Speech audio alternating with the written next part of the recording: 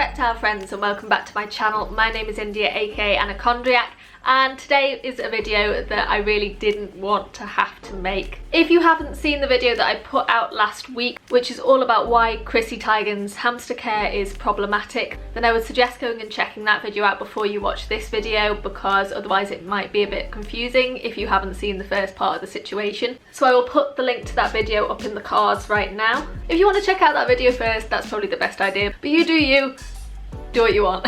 So here's just a little recap to refresh our memories on all the drama that went down last week. So basically Chrissy, who is an American model and author with over 10.9 million Twitter followers, went out and bought a lovely little Syrian hamster called Peanut Butter. In my opinion, she had done absolutely zero research prior to going out and buying peanut butter. I feel like she went out and bought a hamster without knowing what kind of diet they needed, what kind of enclosure they needed. She didn't even realise, I don't think, that Syrian hamsters couldn't be cohabited together without risk of serious injury or death. So in my opinion, she definitely hadn't done any research. I feel like she impulse bought a hamster, she impulse bought peanut butter, which I feel like is just a very irresponsible thing to do generally. So the pet community just rallied together to try and educate Chrissy on Twitter and get her to move Peanut Butter, who was being housed in a small little wire cage, and she was displaying symptoms of cage biting, which is something hamsters do when they bite on the bars of their cage, which is often indicative that they are bored or stressed as a result of their home being too small. So hamsters need a minimum of about 450 square inches of floor space in their enclosure, and that is because in the wild they are animals who will roam for miles and miles every single night. Peanut Butter was being housed in a small enclosure similar to the critter trail cages made by Katie, which are widely condemned within the pet community for being way too small and unsuitable every way for the long-term housing of hamsters and other small rodents. Hamsters need plenty of floor space to run around, and also they need to have a good few inches of substrate to allow them to burrow and allow them to tunnel, and the critter trail cages just don't allow for either of those. So Chrissy ended up responding to all the tweets, and she said that she had ordered a 2-story glass condo for Peanut Butter. And all we could do as a pet community was really just hope that that new enclosure was gonna meet all the requirements for Peanut Butter and that Chrissy and Peanut Butter could just run off into the sunset and be happy. No, that's not what happened. Because unfortunately it has since come out that the 2-story glass condo was in fact another product made by Katie. This time it was a product called the My First Home Tank Topper. So this following paragraph is from the item's description on Amazon. So the My First Home Tank Topper converts any 10-gallon tank into a multi-level high-rise for small furry pets. Includes comfort shelves, safety ramps, food dish, water bottle and little brick house hideout,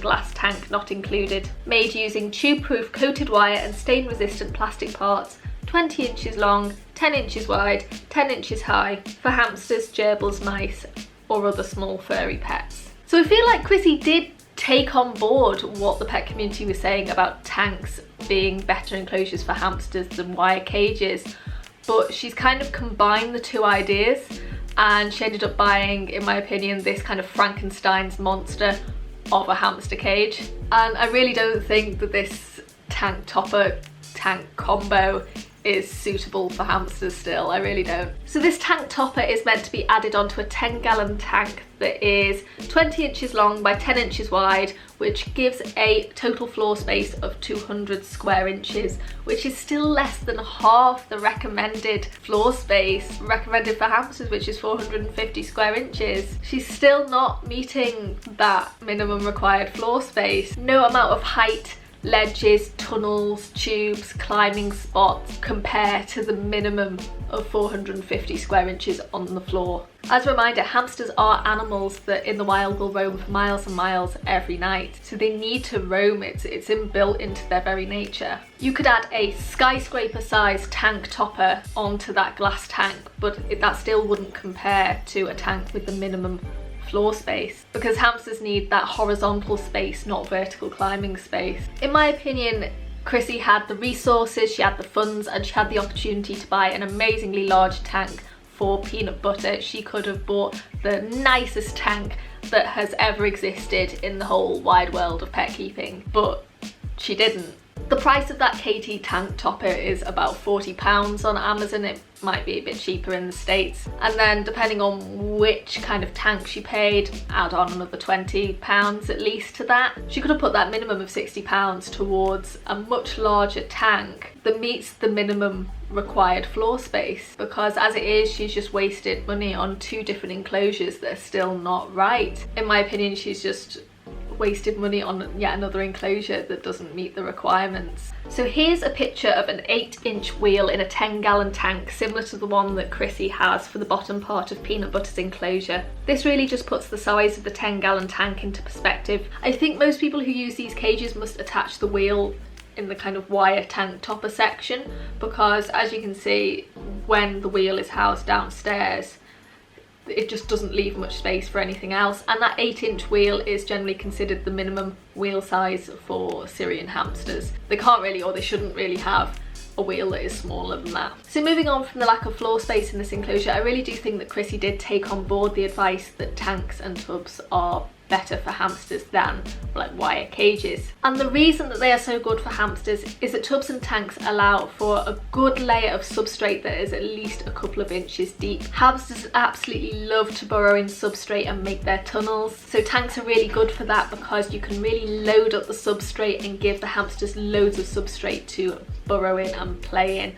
So yeah, in my opinion, Chrissy bought a tank that would have allowed for this good layer of substrate, but then didn't use it to its full extent because she's only just put a thin layer of bedding down. In the wild, hamsters will dig loads and loads of tunnels where they will live, where they will breed, where they will store food. Living in tunnels during the day protects hamsters from their predators and also kind of protects them against the harsher weather conditions. By only providing their pets with a thin layer of bedding, owners are preventing their hamsters from acting on their natural instinct to burrow and to make tunnels. Burrowing also provides hamsters with loads of enrichment and exercise as well, so it is a really important thing for your hamster to be able to do in its enclosure, which is why it's recommended to give your hamster a good couple of inches so they do have the option to burrow as much as they want.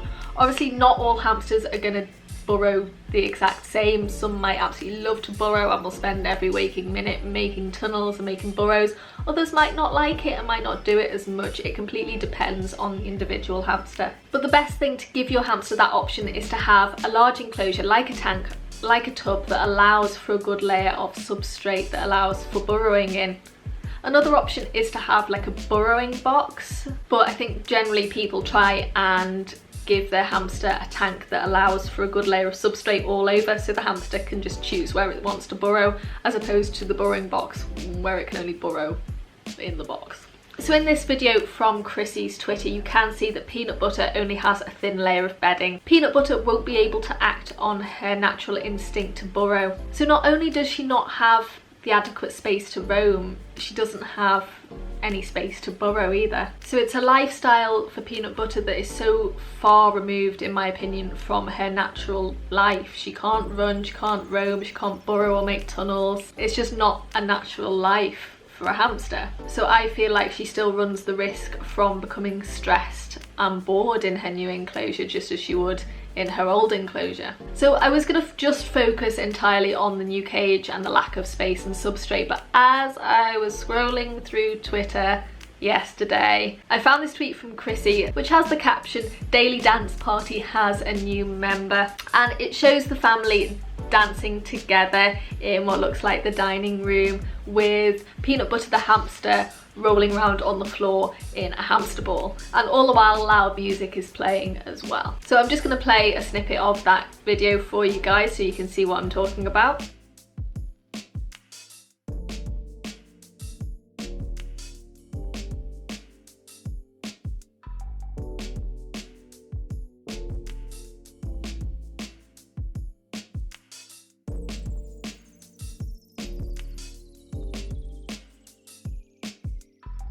So I have several points that I would like to address about this situation. Hamster balls are now considered to be very dangerous items for hamsters to be in, but unfortunately many people do still consider them to be excellent safe toys for providing enrichment for their hamsters. Hamster balls are dangerous because the hamsters inside only have very limited control over the ball. They can't really maneuver or stop the ball easily, which can result in injuries like sprains, broken bones, fractures, and trauma as well if the ball crashes or hits objects. As hamsters are naturally prey animals, they have a very strong flight instinct. They don't really like being out in the open, and their natural instinct will be to run and hide. They can't really do that properly in a hamster ball, and as their stress levels rise, they will try and run and hide faster, which will increase the risk of them crashing and hurting themselves. They also can't use their senses properly while in the ball. The plastic will inhibit them from being able to see properly, from being able to hear properly, smell properly, and just sense things as they would normally be able to do. This entire situation puts a lot of unnecessary stress on the hamster, and when you combine it in Peanut Butter's case with loud music and people dancing,